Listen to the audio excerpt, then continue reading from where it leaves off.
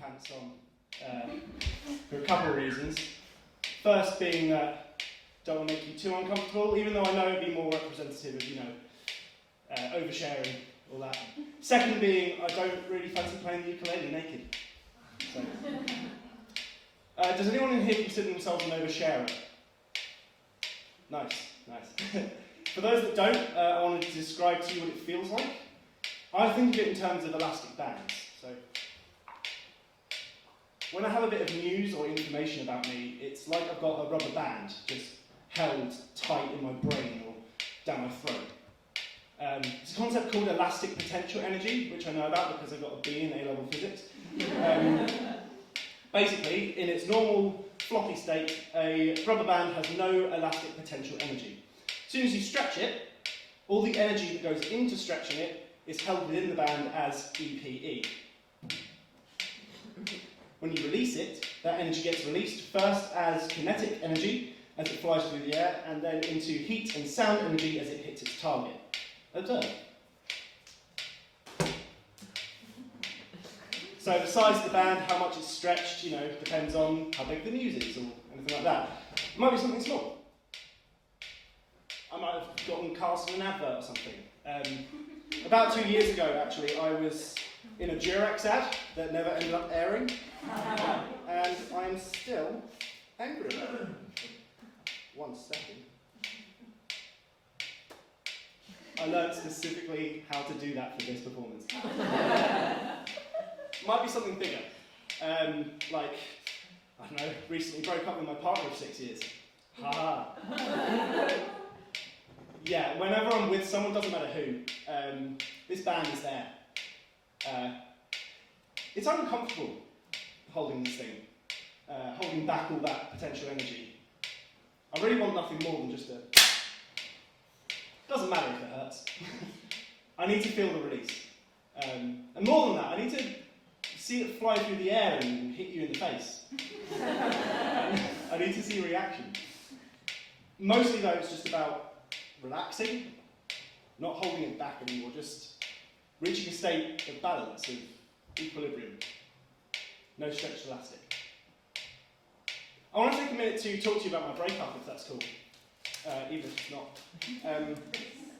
From about 2 months before to 2 months after the actual event, I was writing this little Word document. I say little.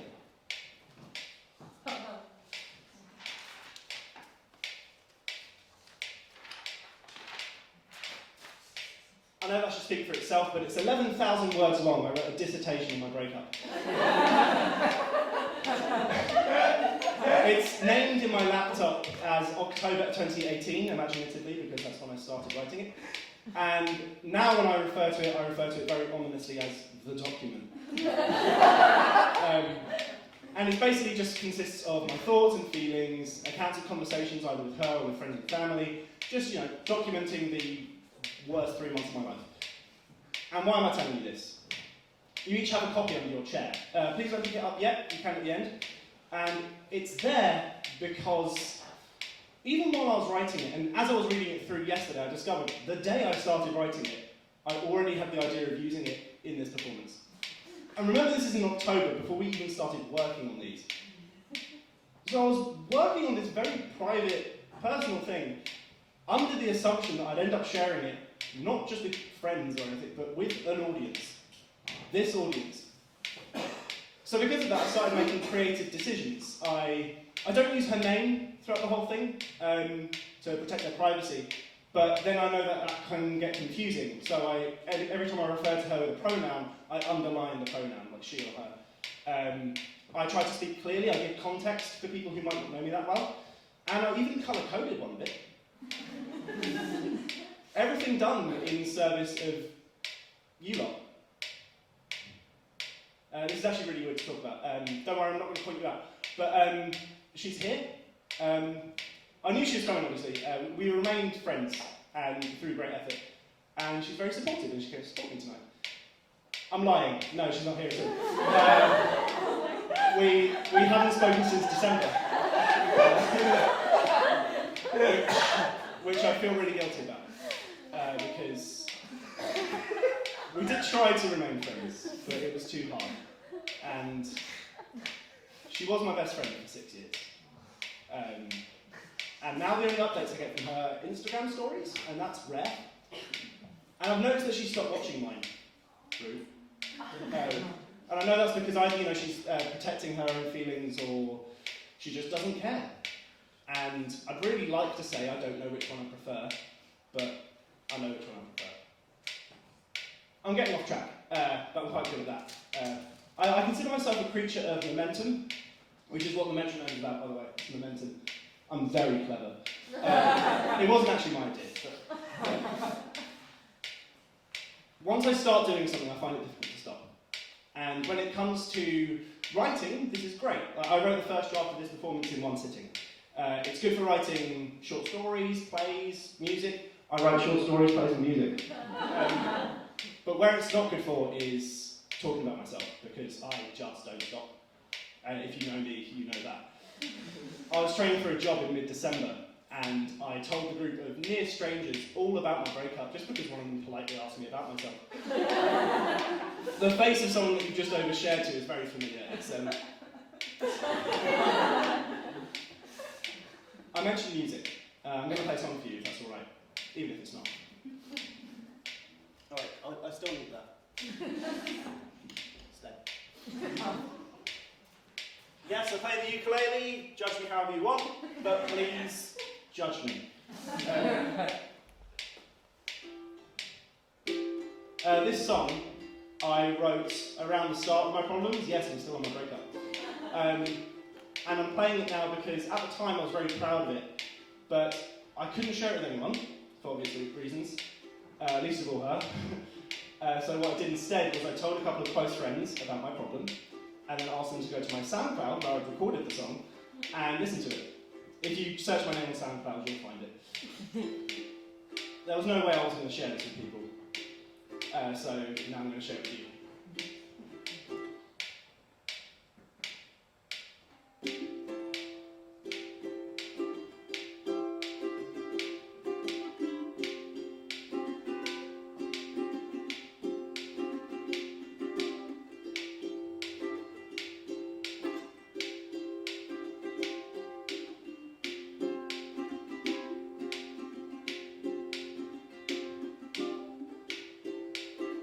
Try comprehending constellations in the day.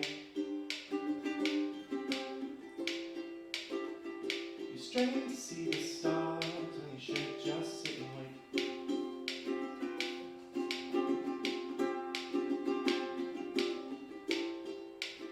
You say you can't see a way out of here.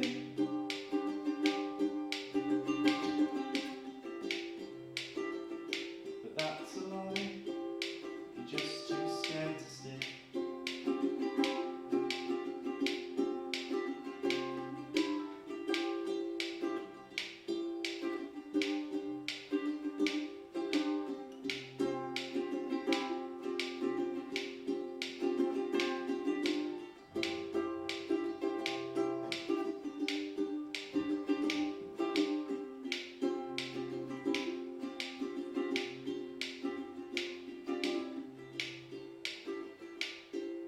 Future scares you half to death.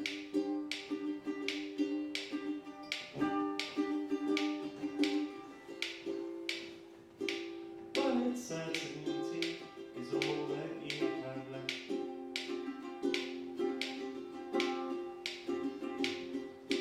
In 5 years, I guess you'll know. But half a decade later, it'll be too late to go.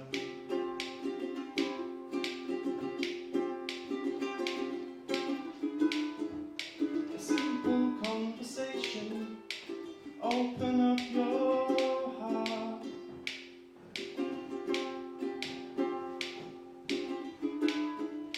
It's what you really need, make a fresh start. Then you'll know.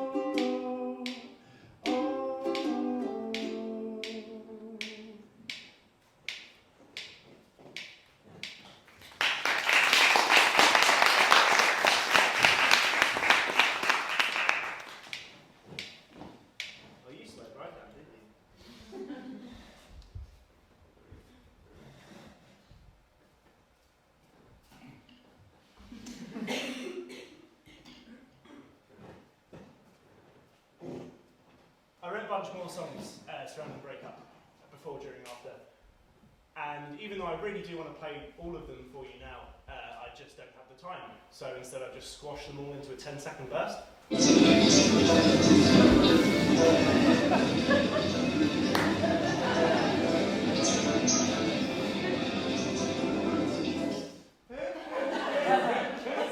you want to hear a minute-long version of that, time travel to the start of the performance. This next bit is a direct reference to Spalding Gray, who's a confessional monologuist, and I'm really hoping to get some extra brownie points for this. I was on the tube. I was on my way back from a gig, at which I told a close friend from home that I was casually sleeping with a mutual friend. I told them this because I wanted to tell someone and ping that rubber band at someone that knew her. And also I wanted to tell all of you.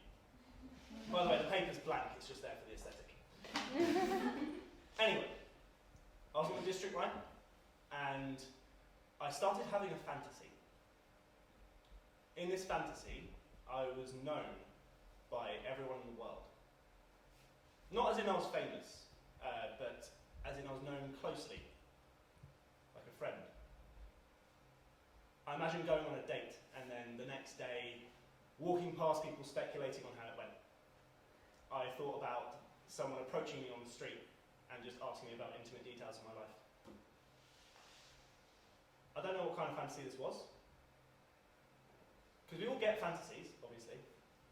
We get the ideal ones, where we have a crush, but they have a partner, and but they break up with their partner. So they come and knock on our door and say, actually, it's always been you. If you ask me who I have a crush on, I will absolutely tell you.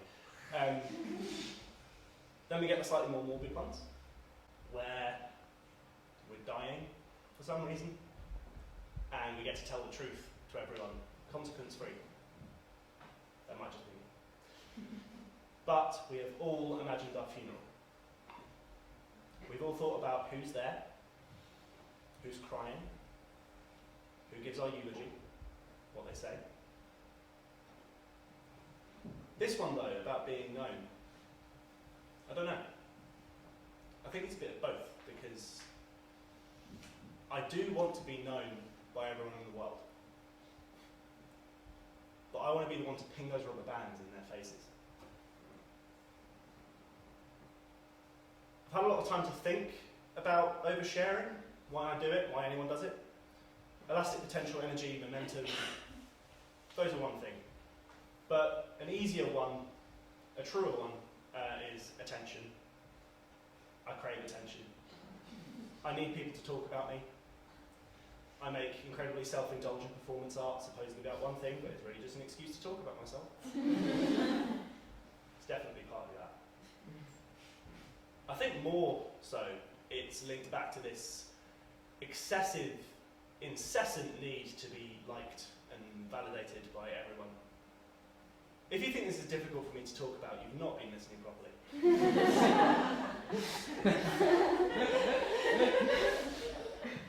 I need you all to like me. I do. With the performance, it's easier if I inject comedy into it, because it gets light-hearted, shows I don't take myself too seriously. You like me. If I explain everything that I do, everything that I am, shows I'm self-aware, and people tend to like people who are self-aware. Also, very importantly, shows I'm being transparent. The more transparent you perceive me to be, the less you'll suspect me of manipulating you into liking me. But that's what I'm doing. Even this bit. Especially this bit. I'm showing you how transparent I am so that you'll like me.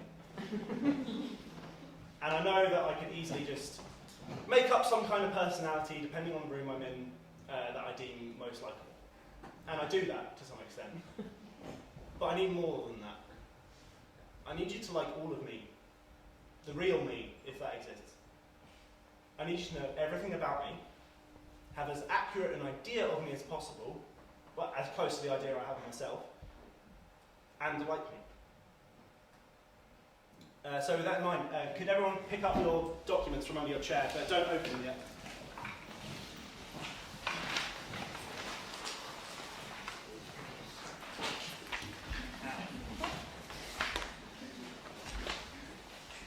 Sorry if I have to scrounge on the floor for it.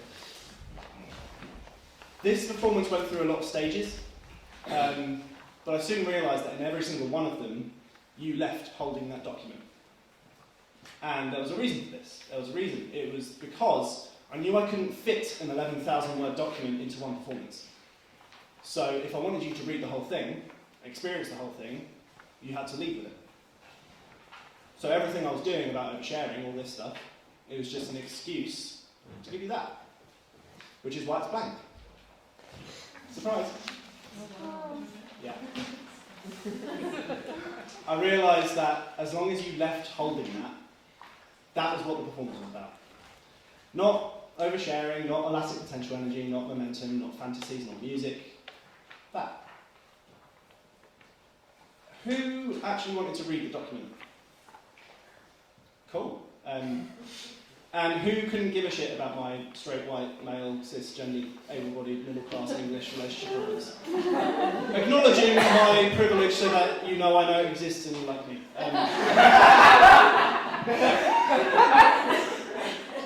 Gotta be honest. But that's the difference, is whether or not you give a shit. That's the result of my research, that it's only oversharing if the recipient doesn't want to hear it. Which I know sounds obvious in hindsight, but for some reason I needed to research in order to get there. So again, who wanted to read it? Okay. At the end of the performance, I'm going to put clothes on first, don't worry. I'm going to be standing by that laptop. On that laptop is an Excel sheet. If you give me your name and your email, I'll send you a copy of the document. You can read it. All 11,000 words, have a good cup of tea, read it with a friend, give me some voices. And also message me afterwards. Let me know how you think I did. Seriously, I'd like to know. Because I do want you to read it. But only if you want to.